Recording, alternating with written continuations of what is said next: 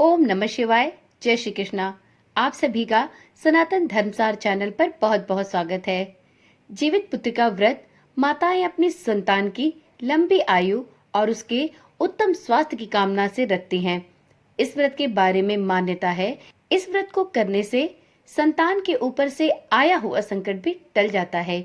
यह महापर्व आश्विन मास के कृष्ण पक्ष की सप्तमी तिथि से शुरू होकर नवमी तिथि तक जाता है। इस व्रत के दौरान जीवित पुत्र का व्रत की कथाएं भी सुनी जाती हैं, जिसमें कई सारी महिलाएं एक स्थान पर एकत्र होती हैं और उसमें से कोई एक महिला कथा कहती है और सभी उस कथा को श्रवण करती हैं।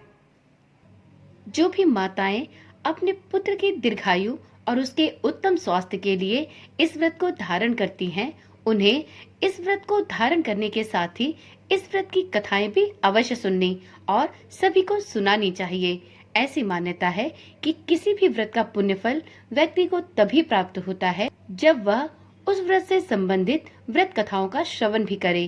तो चलिए आज के वीडियो में हम सुनते हैं जीवित पुत्र का व्रत की एक बहुत ही प्रचलित सुखिया और दुखिया की कथा। आशा करती हूँ यह कथा आपको अवश्य पसंद आएगी। तो एक बार प्रेम से बोलिए, जीवित वाहन भगवान की जय, जीतिया माता की जय। वैसे तो जीवित पुत्र का व्रत से जुड़ी कई सारी कथाएं प्रचलित हैं, परंतु इनमें सबसे प्रचलित कथा है दो बहनों की कथा, सुखिया और दुखिया की कथा, जिसे जीवित पुत्र का व्रत में जरूर सुनना चाहिए। तो चलिए हम भी सुनते हैं जीवित पुत्र का व्रत की सुखिया और दुखिया की कथा। एक समय की बात है, एक गांव में दो बहनें हुआ करती थीं। एक का नाम था सुखिया और दूसरी का नाम था दुखिया। दोनों के नाम की तरह ही इन दोनों का भाग्य भी था। सुखिया बहुत अमीर थी और सदैव सुखी रहा करती थी, जबकि वहीं दुखिया अपने नाम के अनुरूप ही गरीब थी और बहुत ही दुख के दिन व्यतीत कर रही थी। दोनों बहनें एक ही गांव में रहा करती थी और सुखिया के घर पर ही दुखिया काम करने जाया करती थी।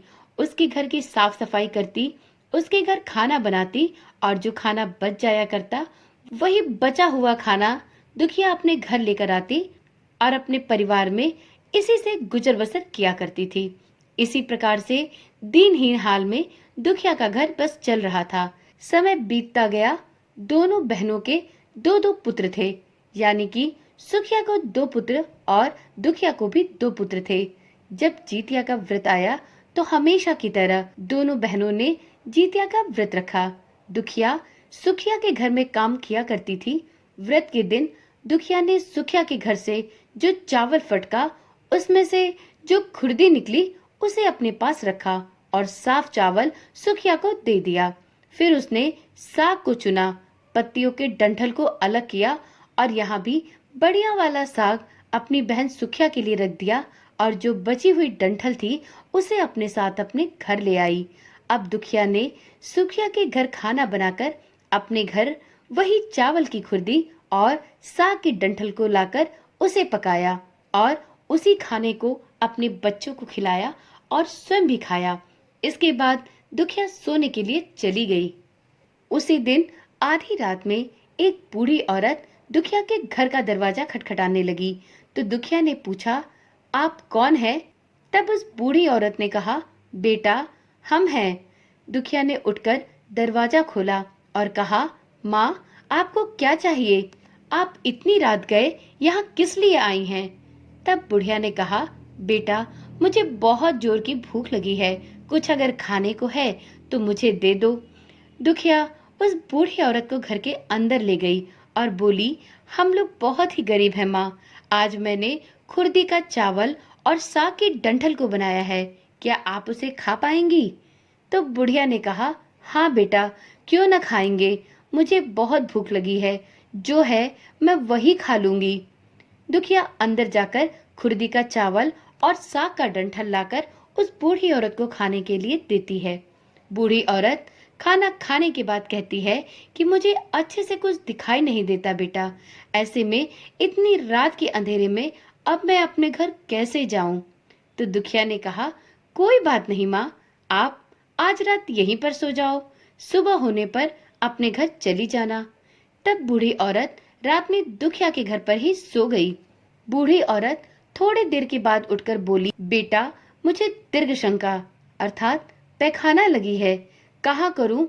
इस पर दुखिया कहती है कि माँ, मेरे घर तो शौचालय नहीं है, इसलिए आप उधर कोने में ही कर लो, मैं कल सुबह साफ कर दूंगी।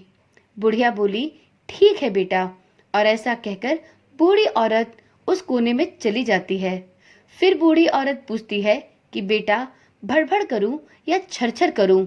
चूंकि दुखिया नींद में थी तो उसने नींद में ही कहा, माँ आप भड़बड़ कर दो, मैं सुबह साफ कर दूंगी। इसके थोड़ी देर बाद बूढ़ी औरत कहती है, बेटी मैं अपने हाथ कहाँ साफ करूं? इस पर दुखिया कहती है कि आप मेरे सर पर अपने हाथ को साफ कर लो। सुबह होने पर दुखिया जब उठती है तो उसे यह सब सपने के जैसा लगता है और वह सोचती है कि सोते समय मुझे कोई सपना आया होगा। इतना ही सोचकर वह नदी में नहाने के लिए चली जाती है और जब वह नदी में बाल धोकर नहाती है तो उसके बालों से होता हुआ जो पानी बहता है वह सोने का पानी होता है। आसपास की सारी महिलाएं यह देखकर आश्चर्य में पड़ जाती हैं और दुखिया से कहती हैं, क्या बात है कि तुम्हारे बालों से तो सोने का पानी गिर रहा है। उन सभी की बातें सुनने पर उसे रात की सारी बात याद आती है और वह दौड़कर अपने घर की ओर भागती है, यह सोचकर कि उसका घर कल रात उस बूढ़ी औरत ने दीर्घ शंका से गंदा किया होगा, पहले उसको साफ करना होगा। लेकिन जब वह अपने घर जाती है तो देखती है उसके घर में कहीं भी कोई गंदगी नहीं है, बल्कि घर के हर कोने में ढेर सारा सोना मोती बिखरा पड़ा हुआ है। यह सब देखकर दुखिया बहुत खुश होती है और सोचती है कि ये सब जीतमान बाबा अर्थात जिमुत वाहन बाबा की कृपा से हुआ है, जो मेरे घर वह बूढ़ी माँ के रूप में आए और मुझे इतना सारा आशीर्वाद दिया। अब दुखिया भी अमीर हो गई और सुखिया के घर जाकर उसने काम करना भी बंद कर दिया। दुखिया अपना व्रत पूरा करने के बाद अपने पुत्र से कहती है कि जाओ मासी के घर से तराजू लेकर आओ, मुझे यह सोना नापना है कि यह कितना है। दुखिया का बेटा खुशी खुशी सुखिया मौसी के घर जाकर तराजू मांगता है। इस पर सुखिया पूछती है कि तुझे तराजू में क्या नापना है? बच्चा भोला होने के कारण सभी बातें बता देता है कि मेरे घर में बहुत ढेर सारा सोना है, माँ उसे ही नापना चाहती है। सुखिया बच्चे से बोलती है, खाने को तो तुम्हारे पास है नहीं और सोना नापोगे, मुझसे झूठ क्यों बोलते हो? तब बच्चा कहता है कि मासी मैं झूठ नहीं बोल रहा हूँ। तब सुखिया सोचती है कि तराजू मांगा है तो कुछ तो जरूर नापेगी, इसलिए वह तराजू के पीछे गोंद लगा देती है कि वह जो भी नापेगी वह इसमें चिपक जाएगा और मुझे खुद ब खुद पता चल जाएगा कि दुखिया ने इससे क्या तौला है। दुखिया ने तराजू पर सोना नापा तो कुछ सोने का टुकड़ा उस गोंद में चिपक गया और जब बच्चा तराजू लौटाने सुखिया के घर पे जाता है तो सुखिया तराजू को उलट पलट कर देखती है तो उसे तराजू के पीछे गोंद की जगह सोना लगा हुआ दिखता है। यह देखकर सुखिया बहुत ही परेशान होती है और यह सोचने लगती है कि दुखिया के घर में तो खाने तक को नहीं था, उसके पास इतना सोना कहाँ से आया कि वह इसे तराजू से नाप रही है और अब तो वह मेरे घर काम पर भी नहीं आती। यह सोचकर सुखिया रात भर बेचैनी से करवट बदलती रहती है। अगले दिन सुबह सुखिया दुखिया के घर जाकर देखती है कि वहाँ बहुत सारा सोना पड़ा हुआ है। जब सुखिया दुखिया से पूछती है कि तुम्हारे पास इतना सोना कहाँ से आया जिसे नापने के लिए तुमने तराजू मंगवाया था? दुखिया मन से सच्ची और भोली थी, इसलिए वो उस रात वाली सारी कहानी अपनी बहन सुखिया को बता देती है। लेकिन सुखिया मन की बहुत लालची और बहुत ही ईर्ष्यालु होती है।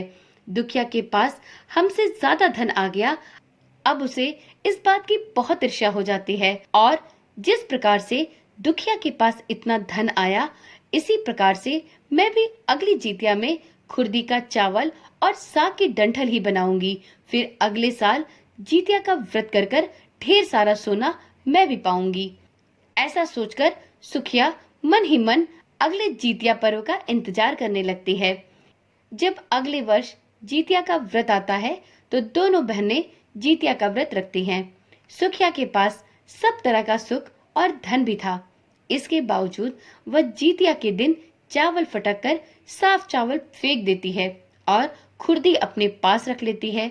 वैसे ही साग को तोड़कर उसे फेंक देती है और डंठल को अपने पास रखती है। और शाम को नहाए खाए के दिन वह खुरदी का चावल और डंठल की साग ही बनाती है, जैसा पिछले साल उसकी बहन दुखिया ने किया था। इसके बाद वह पूजा पाठ करके और नहाए खाए कर सोने चली जाती है। आधी रात को सुखिया के घर में भी एक बूढ़ी औरत आती है और सच पूछो तो सुखिया भी रात में सोई नहीं रहती है और उस बुढ़िया के आने का इंतजार ही कर रही होती है। वह बूढ़ी माई के दरवाजा खटखटाते ही दौड़कर अपना किवाड़ खोलती है और उस बूढ़ी औरत को अपने घर के अंदर ले जाती है। बूढ़ी औरत बोलती है, बेटा मुझे बहुत जोर की भूख लगी है, कुछ खाने को है? तो इस पर सुखिया कहती है कि हाँ माँ, मैंने खुरदी का चावल और डंठल का साग बनाया है।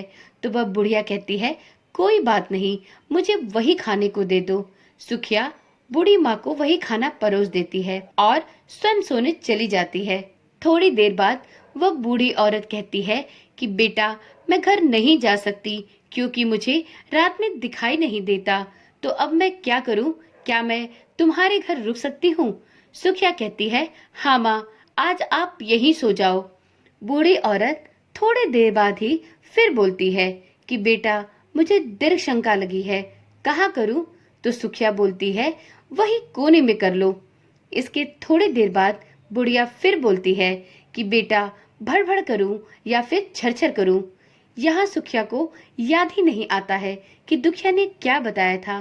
तो सुखिया ने बोला, माँ छरछर कर दीजिए। बुढ़िया ने फिर कहा, बेटी मैं अपने हाथ कहाँ साफ करूं?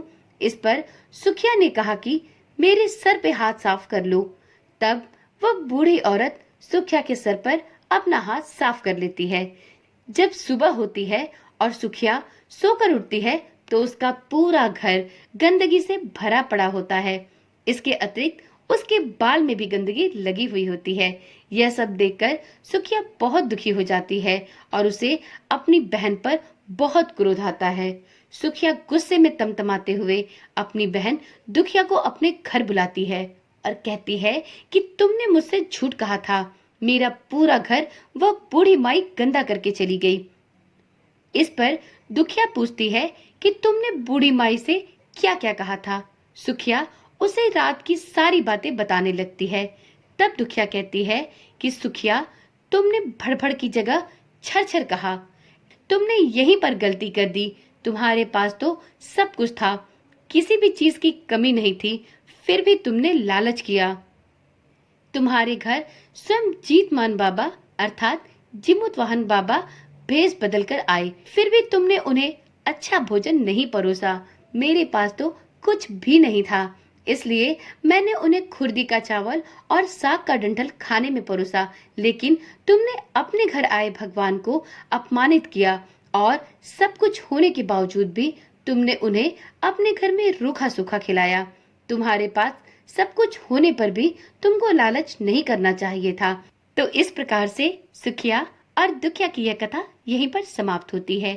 हे जिमुतवाहन भगवान, जिस प्रकार आपने दुखिया के सभी कष्टों को दूर किया और उसे अच्छे दिन दिखाएं, इसी प्रकार से इस व्रत को करने वाली सभी माताओं और बहनों पर अपनी कृपा दृष्टि बनाए रखिएगा। तो एक बार प्रेम से बोलिए, जिमुतवाहन भगवान की जय, जितिया माता की जय। तो मित्रों, यह थी जीवित पुत्रिका व्रत में सुनी और कही जाने वाली बहुत ही प्रचलित सुखिया और दुखिया की कहानी।